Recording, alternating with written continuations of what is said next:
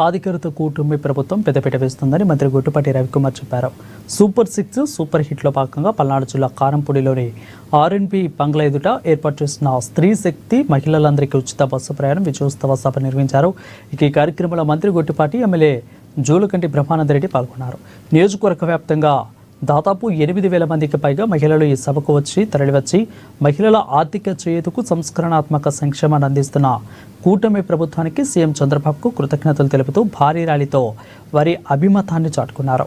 ముందుగా స్థానిక మెయిన్ రోడ్లో మహిళలు వివిధ రకాల సాంస్కృతిక నృత్యాలు, సూపర్ 6 పథకాల వేమలించి వినూత్నంగా తయారు చేసిన గజ్జమాలతో మంత్రి గొట్టిపాటి, జూలకంటిలకు నియోజకవర్గ మహిళలు ఘనస్వాగతం పలికారు. ఇది మహిళా పక్షపాత ప్రభుత్వమని, మహిళల ఆర్థిక చేయూతకి తల్లికి వందనం, స్త్రీ శక్తి, మహిళలందరికీ ఉచిత బస్సు ప్రయాణం, దీపం పథకం 1, 2 పథకాలకి ఆయన చెప్పుకొచ్చారు.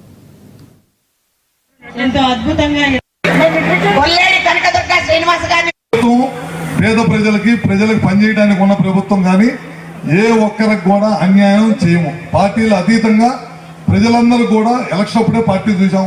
ఎలక్షన్ అయిపోయిన తర్వాత ప్రజలందరికీ పనిచేయాలని చెప్పి అందరికి కూడా పెన్షన్లు ఇస్తా ఉన్నాం. ఇవన్నీ కూడా ఈ ప్రభుత్వం చేసుకుంటూ వెళ్తా ఉంది. మీరు చూస్తూ ఉన్నారు, అన్నా క్యాంటీన్లు దాదాపు 250 క్యాంటీన్లు గారి నాయకత్వంలో కూటమి ప్రభుత్వం మాత్రమే ఖర్చు పెడుతుంది. 64 లక్షల మంది పెన్షన్లు ఇస్తున్నాం. ఈ రాష్ట్రంలో 34,000 కోట్ల రూపాయలు ఖర్చు పెడతా ఉన్నాం అనమాట.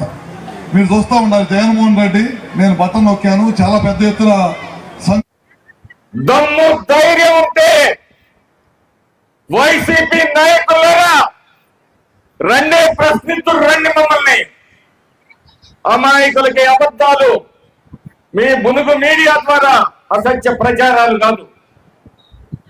ఒకసారి సమాధి కట్టారు, మళ్ళీ మీకు సమాధి కట్టడానికి ఈ రాష్ట్ర ప్రజానీకం సిద్ధంగా ఉంది.